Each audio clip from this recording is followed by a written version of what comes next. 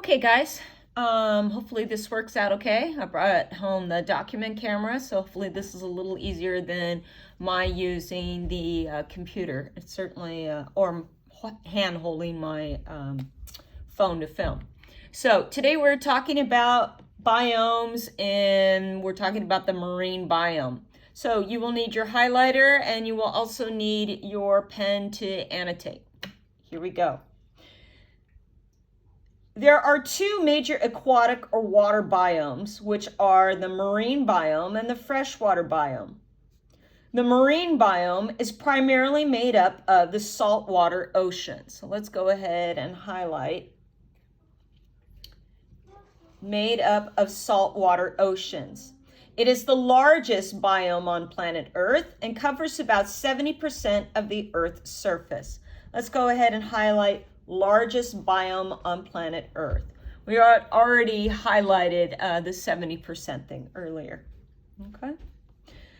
Down at the bottom of the page, it talks about types of marine biomes. Although the marine biome is primarily made up of the oceans, it can be divided up into three types. So go ahead and highlight three types.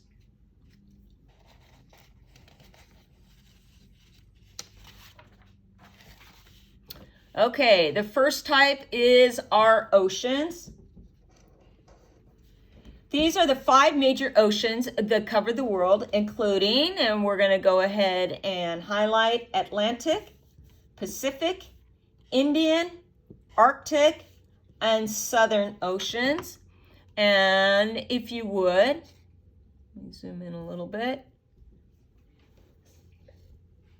Go ahead and annotate in parentheses, Antarctic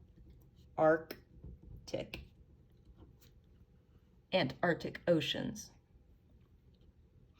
The second type of marine biome is the coral reef. Coral reefs are small in size when compared to oceans, but about 25% of marine species live in coral reefs, making them an important biome. 25%, that means 1 in 4 of all marine species live in the coral reefs. And the last category under our marine biomes is something called estuaries. Estuaries are the areas where rivers and streams flow into the ocean.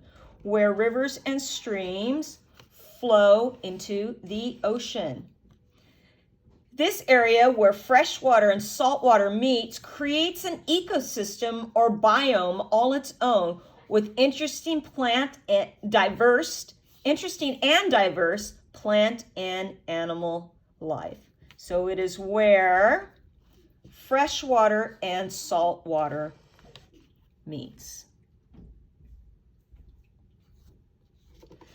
All right, let's talk about the next section, animals of the marine biome.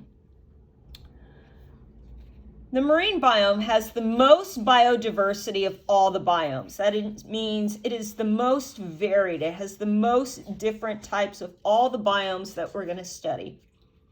Many of the animals, such as fish, have gills that allow them to breathe the water. Other animals are mammals that need to come to the surface to breathe, but spend much of their lives in the water. So we've got many have gills, and other animals come to the surface to breathe. They are mammals. Another type of marine animal is the mollusk, which has a soft body and no backbone. And if you guys were with me for science last year, you remember learning about the mollusk. Here are just a few of the animals that you'll find in the marine biome. We've got fish, which includes sharks, swordfish, tuna, clownfish, grouper, stingray, flatfish, eels, rockfish, seahorse, sunfish, mola, and gars. We have marine mammals such as blue whales, seals, walruses, dolphins, manatees, and otters. And finally, we have mollusks, which are octopus, cuttlefish, clams, conch squids, oysters, slugs, and snails. Okay. Now let's talk about the plants of the marine biome.